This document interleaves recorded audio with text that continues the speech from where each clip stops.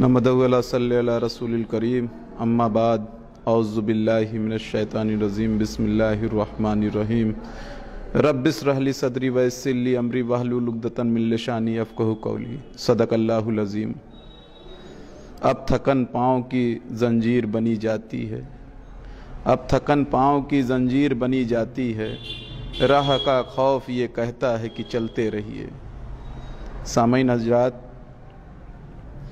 आज काफ़ी दिनों बाद मैं आपके दरमियान लाइव आया हूँ और आप सभी को मालूम है कि जब भी मैं लाइव आता हूँ तो कोई ना कोई बहुत अहम मुद्दा होता है या आप तक कोई बहुत ही ज़रूरी पैगाम पहुँचाना होता है, उसी को लेकर के मैं लाइव आता हूँ। खैर, मुद्दे तो बहुत सारे हैं, लेकिन अभी चंद दिनों पहले या चंद घंटों पहले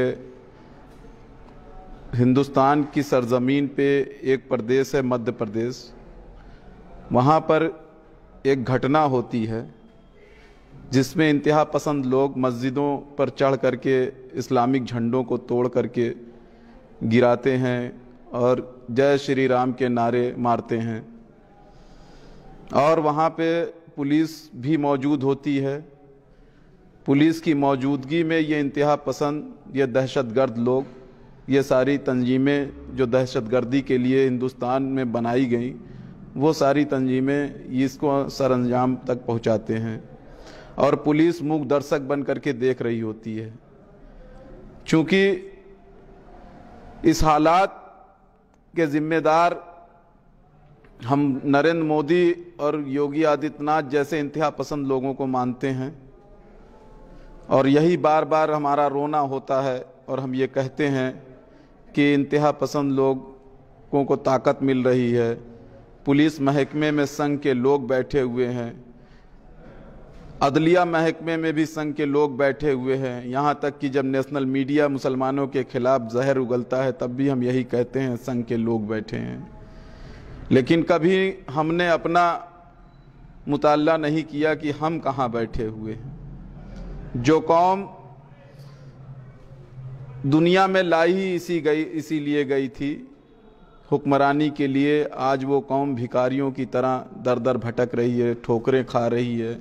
तो इसकी जाहिर सी बात है, इसके पीछे कोई ना कोई वजूहात होगी जिस पे हम नज़रसानी नहीं कर पा रहे हैं, जिसको हम देख नहीं पा रहे हैं या हमारे उलमा इकराम हमको दिखा नहीं पा रहे हैं कि आखिर कौन सी वजह थी जो ये कौम अल्लाह जिसको लाया था कि ये दुनिया में लोगों की भलाई के लिए काम करेगी, आज वो कौम एक भटक रही है इन्हीं वीरानों में, इन्हीं बियाबानों में और उसको कोई पुरसा हाल नहीं है। जब मैं दुनिया पे नज़र डालता हूँ, दुनिया के हालात पे नज़र डालता हूँ तो कोई हिंदुस्तानी नहीं, वो चाहे लेबनान हो, वो चाहे सीरिया हो, वो चाहे मिस्र हो, वो चाहे ईरान हो, वो चाहे इराक हो, वो चाहे ओमान हो, सारे मुल्कों में मुसलमानों के साथ जिस तरीके से जुल्म मजालिम ढाए जा रहे हैं वो नाकाबिले बर्दाश्त हैं। मेरे भाइयों, मेरा लाइव आने का मकसद सिर्फ इतना है, मैं दोष नरेंद्र मोदी और योगी के साथ साथ मैं दोष अपना भी दूंगा, क्योंकि संघ परिवार ने जो 95 साल पहले मुहिम छेड़ी थी, आरएसएस का जब गठन हुआ 1925 में, तो उन्होंने दिन रात एक की और 33 करोड़ देवी देवताओं को मानने वालों को एक प्लेटफार्म पर आज ला करके खड़ा कर लिया और जो एक अल्लाह, एक रसूल, एक काबा, एक कुरान और एक कलमे की बुनियाद पे जिन कौम को अल्लाह ने हयात बख्शी, वो कौम आज बिखरी हुई है,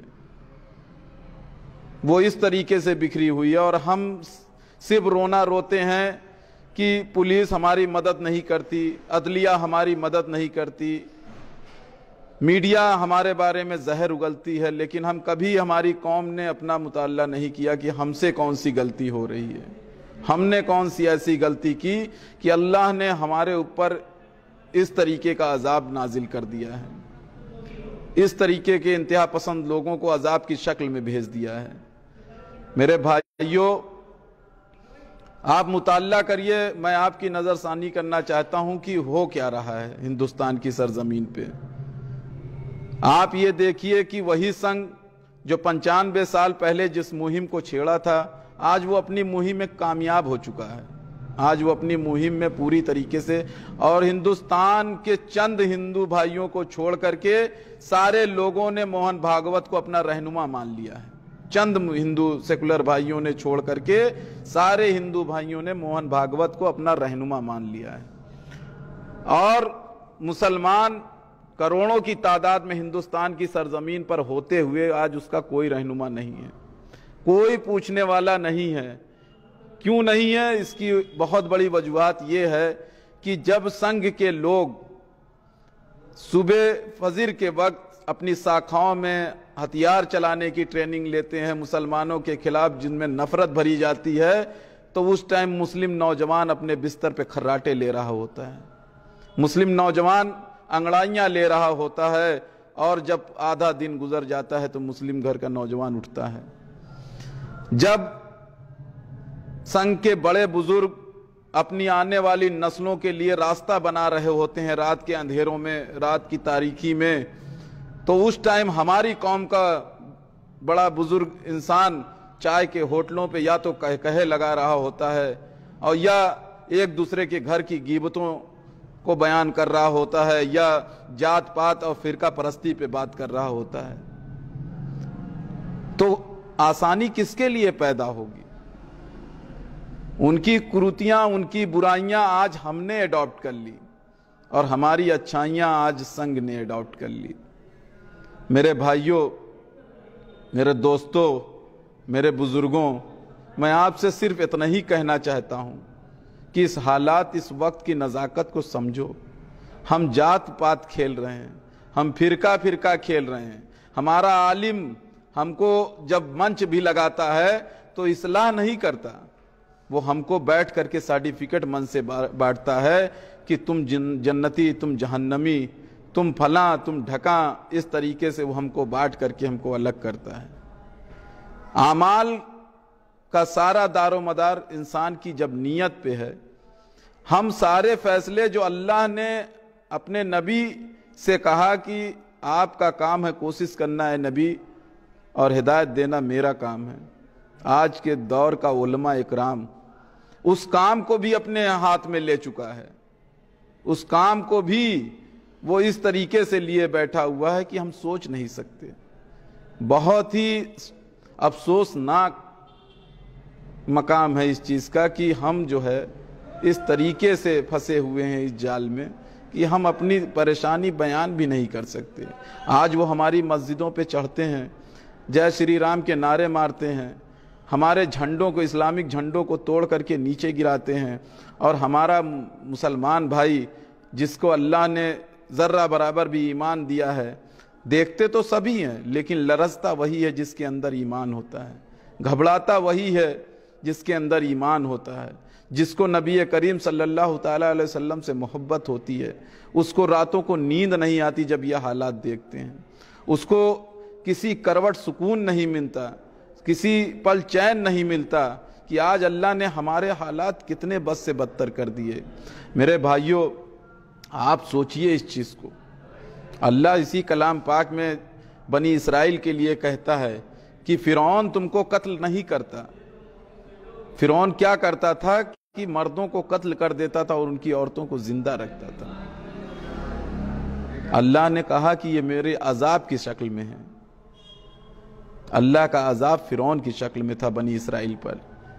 तो हम क्यों नहीं मान रहे हैं कि योगी और मोदी हमारे ऊपर अजाब की शक्ल में मुसल्लत कर दिया अल्लाह ने? हम क्यों नहीं एक्सेप्ट कर रहे हैं? क्यों नहीं हमारे उलमा इकराम इस चीज को बता रहे हैं? क्यों नहीं कह रहे हैं कि ये अजाब से बचना है तो मुत्तहिद हो जाओ? क्यों नहीं ये कह रहे हैं कि इस अजाब से बचना है तो मुनज़्ज़म तरीके से अपनी बातों को करना सीखो? क्यों नहीं कह रहे हैं? क्यों हमारा उलमा इकराम खामोश बैठा हुआ है? मैं आज बगदाद का तारीखी वाकया बताता हूँ। आज बगदाद का वो तारीखी वाकया जो तातारियों की खूनारेजी से भरा पड़ा हुआ है। आज जो दौर, जब मैं तारीख का मुताल्ला करता हूँ तो आज का दौर अब बगदाद में वो तातारियों के खूना रेजी का दौर मुझको एक तरीके का दिखाई देता है, एक तरीके का जिसमें तारीख लिखती है कि तातारियों ने बगदाद की गलियों में इतना खून बहाया कि उनकी घोड़े की टापों खून में डूब जाया करती थी, खून में डूब जाया करती थी। और उस टाइम के हालात मैं आज आपको बयान कर दूं कि उस टाइम के तमाम लोग उलमा इकराम क्या करते थे कि आपस में बहस मबाहिसा मुनाजरा किया करते थे। और मुनाजरा कैसा होता था मेरे भाइयों, इस चीज को गौर से सुनिएगा और इस पोस्ट को शेयर जरूर करिएगा, शेयर करिएगा। हो सकता है कि इस पोस्ट को सुनने के बाद लोगों में कुछ तो सोच पैदा हो, कुछ तो सोच पैदा हो, ताकि वो आने वाली नस्लों को बचा सकें। ये इस अजाब से, जो अजाब हमारे ऊपर हमारी पुश्तों पे सवार हो चुका है, उस जो तातारियों का वक्त था, उस दरमियान बगदाद में उलमा इकराम क्या करते थे कि वो बहस मबाहिसा करते थे कि सुई की नोक में एक टाइम में कितने फरिश्ते बैठ सकते हैं। वो मुनाजरा करते थे कि कौवे का गोश्त हराम है कि हलाल है। वो मुनाजरा करते थे कि मिसवाक की सरई साइज कितनी होनी चाहिए, मिसवाक की सरई साइज कितनी होनी चाहिए थी, इस पे मुनाजरा बहस मबाहिसा करते थे। मिसवाक की सरई साइज एक बालिस्ता होनी चाहिए कि उससे कम होनी चाहिए। ये उस टाइम के उलमा इकराम का बहस मबाहिसा होता था। आज जैसे हमारा उलमा इकराम जब मंच पे बैठता है तो वहीं से सर्टिफिकेट बांटता है कि तुम गुस्ताखे रसूल, तुम गुस्ताखे सहाबा, तुम फलां, तुम ढका, तुम जहन्नमी, तुम मैं जन्नती। ये सारी चीजें आज हमारे दरमियान, आज सेम वही हालात हमारे दरमियान चल रहे हैं। आज सेम सारे चीजें वही हमारे दरमियान चल रही हैं। और तातारियों का लश्कर बगदाद की तरफ बढ़ रहा होता है, तातारी फितना बगदाद की तरफ बढ़ रहा होता है, लेकिन किसी को होश व खबर नहीं होती। मेरे भाइयों, मेरे बुजुर्गों, इस चीज को गौर से सुनिएगा। और कहते हैं जब तातारियों ने बगदाद पे हमला किया तो उस दौर के खलीफा को जब पकड़ा गया, तातारियों ने पकड़ा, तो तातारियों ने उसको, जानते हो उस दौर की क्या सजा दी थी? उस दौर के तातारी जो हुक्मरान थे, उसने कहा कि इस खलीफा को जानवर की खालों में लपेट के बगदाद की गलियों में फेंक दिया जाए और उस पे से घोड़े दौड़ा दिए जाएं। और वही किया तातारियों ने। बोटी नहीं नसीब हुई उसको दफनाने के लिए, उस दौर के खलीफा को। अल्लामा इकबाल साहब अपनी किताब में लिखते हैं, तू न मिट जाएगा ईरान के मिट जाने से, तू न मिट जाएगा ईरान के मिट जाने से, नशे मैं को मतलब नहीं पैमाने से, और है यहाँ फितने तातार के अफसाने से, पाशबा मिल गए काबे को सनम खाने से। इस चीज को समझिए, अल्लाह हमारा मोहताज नहीं है, अल्लाह को हमारी जरूरत नहीं है, हमको अल्लाह की जरूरत है। इस चीज को समझिए, अल्लाह किसी का मोहताज नहीं है, अल्लाह को किसी की जरूरत नहीं है। पूरी दुनिया सजदा करे तब भी उसकी अजमत में रत्ती बराबर फर्क नहीं, और पूरी दुनिया सजदा ना करे तब भी उसकी अजमत में रत्ती बराबर फर्क नहीं पड़ता। आज जरूरत है कि आज हमको अपना मुताल्ला करने की, अपने लोगों को समझाने की। हम अपने उलमा इकराम से हाथ जोड़ करके दरखास्त करते हैं कि आप लोगों को मुत्तहिद करने की बात करिए, आप लोगों को तोड़ने की बात मत करिए, आप ऐसी इस्लाह करिए। मैं बार बार अपनी तकरीरों में कहता हूं कि हमको सियासी इस्लाह से पहले हमको दीनी इस्लाह की ज़रूरत है, और दीनी इस्लाह तभी हमको हो सकती है जब अपनी तारीख का मुताल्ला करेंगे, जब हम अपनी तारीख जानेंगे। क्योंकि जब तक जो कौमें तारीख नहीं जानती, अपनी माजी पे नज़र नहीं रखती, वो कौमें सफ़े हस्ती से मिटा दी जाती हैं। आज यही है मुसलमानों के साथ हो रहा है, आज यही मुसलमानों के साथ हो रहा है। दुनिया में सिर्फ दो तरीके के मुसलमान हैं मौजूद, एक जिनकी जो लातादाद हैं, जिनकी तादाद समंदर के झाग के बराबर है। वो कौन से मुसलमान है मैं आपको बताता हूं। वो मुसलमान वो है जो असबाब पे नजर रखते हैं। ये 97% 98% तकरीबन है। असबाब का मतलब आप समझ रहे हैं ना। कि फलां के साथ रहेंगे तो फ़ायदा पहुंचेगा, उसके साथ रहेंगे तो वो फ़ायदा पहुंचाएगा, लाइट हमको खाना खिलाएगी, लूम हमको खाना खिलाएगा, फलां सेठ की चापलूसी करेंगे तो हमको ये मिलेगा। ये असबाब वाले मुसलमान हैं, ये लातादाद हैं। और मात्र 1.5 से 2% दुनिया में मुसलमान आज भी जिंदा हैं जो मुसब्बबुल असबाब पे नज़र रखते हैं कि जो करेगा वो मेरा अल्लाह करेगा, जो करने वाली जात है वो मेरे अल्लाह की जात है। समझ रहे हैं? मैं आपसे फिर यही कहता हूँ, अपने उलमाओं से कहना चाहता हूँ कि अल्लाह के वास्ते मुत्तहिद करने की बात करना शुरू करिए, नहीं तो जो अजाब हमारी पुश्तों पे सवार है उस अजाब को हम पहचान नहीं पा रहे हैं।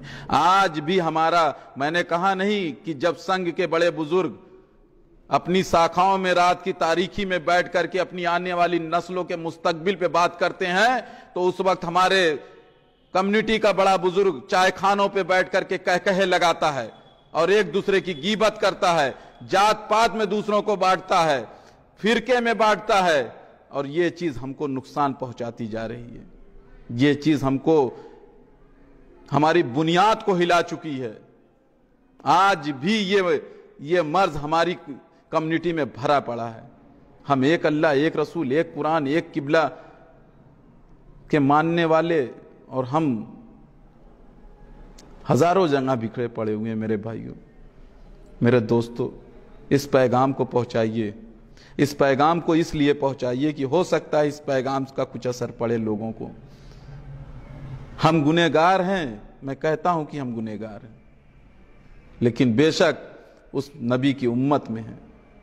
लेकिन फिर भी मैं यही कहूंगा कि हम नबी के कहते तो हैं कि नबी का दामन नहीं छोड़ेंगे, कहते हैं ना यही कि हम सरकार का दामन नहीं छोड़ेंगे। मेरे भाइयों, हमने पकड़ा कहां है? आज मुस्लिम उम्मा का एक नौजवान एक सुबह से उठता है और रात की तारीकी तक, सोने तक वो हजारों सुन्नतों का जनाजा निकाल देता है, और उसके बाद कहते हैं सरकार का दामन नहीं छोड़ेंगे, सरकार का दामन हम नहीं छोड़ेंगे, यही कहते हैं ना। बड़ी शर्म आती है मेरे भाइयों। आज भी हमारे कौम के लोग बैठ करके जात पात खेल रहे हैं, फिरका फिरका खेल रहे हैं। समझिए मेरी बात को, इसलिए समझिए कि वक्त बहुत नाजुक है, कहीं ऐसा ना हो कि देर हो चुकी हो और ये अजाब हमारे पुष्ट से हमारे सरों पे मुसल्लत हो जाए और फिर हमारे लिए कुछ नहीं। ये आने वाला 2021 लोग ये कहते हैं कि अच्छा जाएगा, लेकिन याद रखिएगा हदीस कुरान की रोशनी में जब इसको देखेंगे तो आपको पता चलेगा कि मुस्लिम उम्मा के लिए सबसे खतरनाक, सबसे खराब साल जाने वाला है। जिस तरीके से हदीस और कुरान में अल्लाह ने और अल्लाह के रसूल ने इस चीज़ को बयान किया है, हदीसों की रोशनी में इसको आप देखें, आप हदीसों की रोशनी में देखें कि 2021 क्या जानने वाला है। 2021 मुस्लिम उम्मा के लिए सबसे खराब चौतरफा अजाब मुसल्लत होगा, और सबसे पहला अजाब जो गिरेगा ना वो अरबों पे गिरेगा। अरबों पे इसलिए गिरेगा कि अरबों ने कुरान को इमाम नहीं बनाया, अरबों ने कुरान से इमामत नहीं सीखी। अरबों ने क्या किया, अपना किबला वाशिंगटन को बना लिया। अरबों ने क्या किया, अपना किबला तेल अबीब को बना लिया। तो ये चीज़ आप समझिए, अल्लाह ने उन्हीं की ज़बान में कुरान भेजा, उन्हीं की ज़बान में नबी भेजा। दुनिया में अब सिर्फ 2 अजाब आने हैं, एक अजाब अकबर, एक अजाब असगर। समझ रहे हैं? अजाब अकबर जो आएगा वो यहूदियों के लिए आएगा, लेकिन उससे पहले जो अजाब अकबर आएगा ना वो मुस्लिम उम्मा के लिए आएगा। क्योंकि और सबसे ज़्यादा अगर अल्लाह की नज़र में कोई गुनहगार कम्युनिटी है तो अरब के लोग हैं, अरब के लोग हैं। मेरे भाइयों, इस चीज़ को समझो आप लोग। अरब के लोगों ने कुरान को अपना इमाम नहीं बनाया, नबी के हदीसों को नहीं देखा, वो मतलब की हदीसें निकाल करके उसी पे चलते रहे।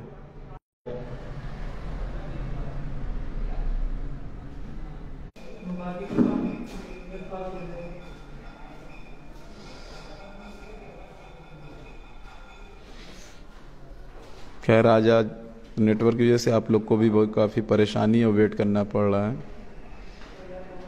खैर मज़ा भी नहीं आता। लाइव जब ऐसी होती है तो फिर ना बात रखने का मज़ा आता है और ना बात करने का मज़ा आता है। खैर थोड़ी सी चंद बात और रख करके मैं अपनी बात को ख़त्म कर दूंगा इंशाल्लाह, क्योंकि काफ़ी प्रॉब्लम है नेटवर्क में इस टाइम।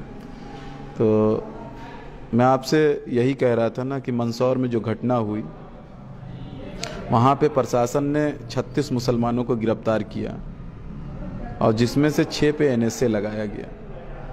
ये भगवाधारी क्या करते हैं कि जहाँ मुस्लिम आबादियाँ कम हैं वहाँ ये बाइक रैली निकालते हैं और जय श्री राम के नारे मारते हैं। ये पूरा प्री प्लान चल रहा है। एक चीज़ हमेशा याद रखिएगा और इसको दिमाग में, जहन में उतार लीजिएगा।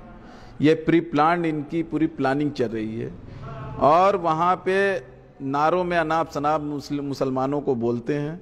तो जाहिर सी बात है उसके बाद जब इंतहा पसंद इस तरीके की हरकत करेगा तो मुस्लिम कौम का खून भी उबाल मारता है। जो नौजवान है वो जब बर्दाश्त नहीं करते और जैसे ही मुसलमान नौजवान एक्शन लेता है वैसे ही पुलिस प्रशासन एक्शन में आ जाता है।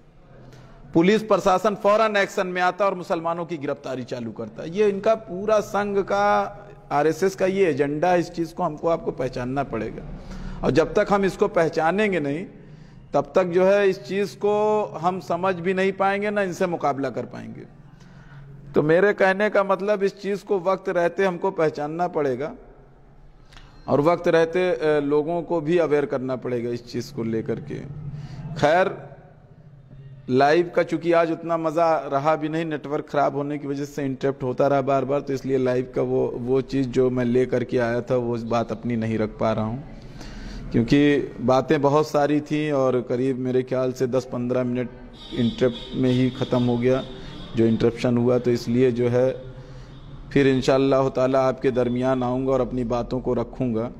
मैं यही कहूँगा कि इस छोटे से पैगाम को आप लोगों तक पहुँचा दीजिए और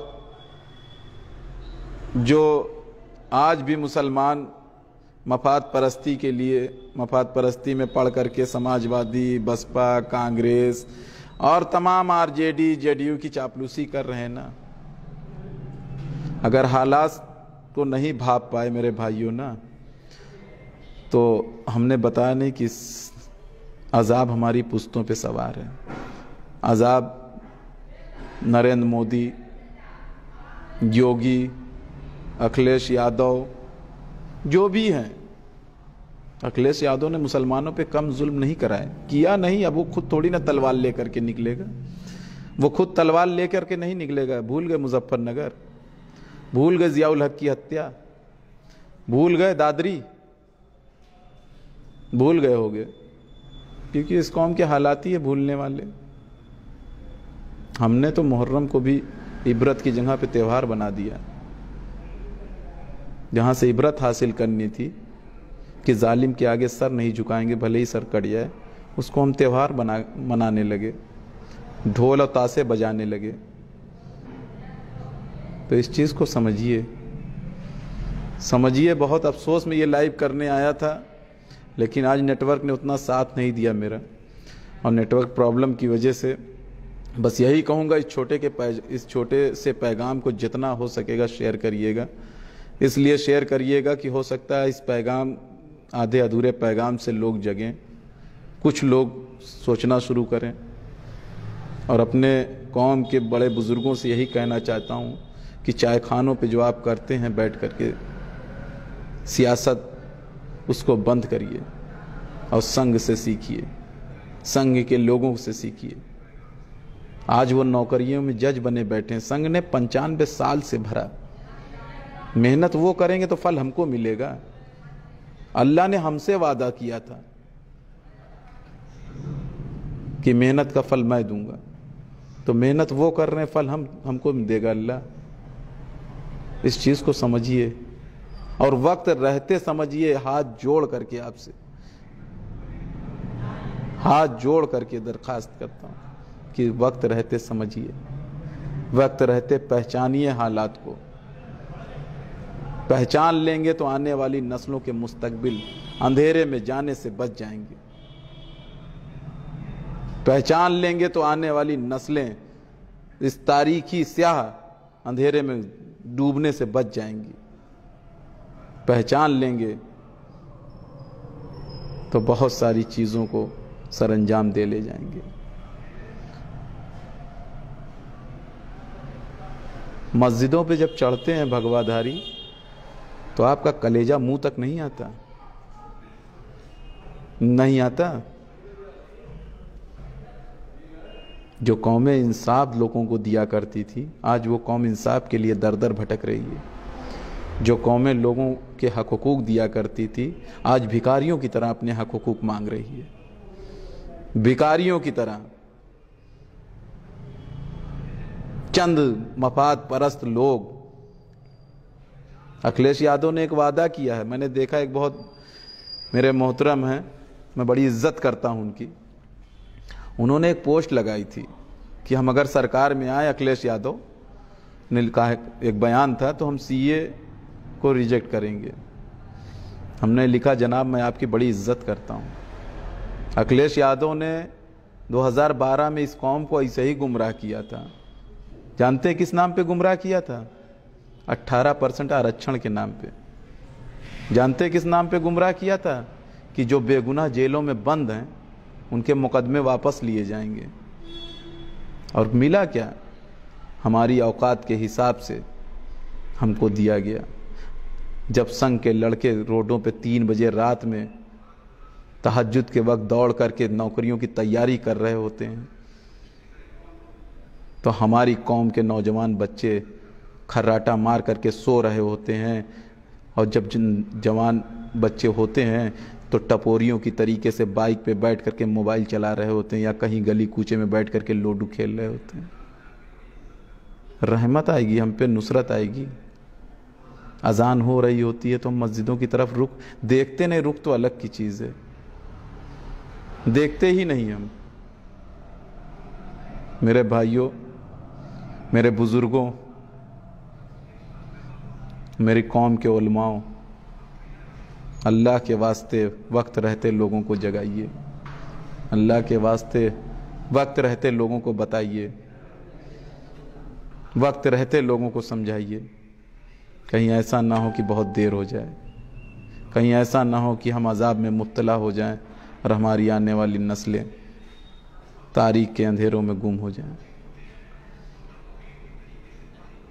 इस चीज़ को समझिए मेरी कौम के लोगों। अपनी तारीख का मुताला करिए, हम किसके जानशीन हैं। हम उसी सलाउद्दीन अय्यूबी के जानशीन हैं जिसने बैतुल मुक़द्दस फतेह किया। हम उसी तारिक बिन ज़ियाद के जानशीन हैं जिसने स्पेन फतेह किया। हम उसी मोहम्मद बिन कासिम के जानशीन हैं जिसने 1/3 हिंदुस्तान फतेह किया।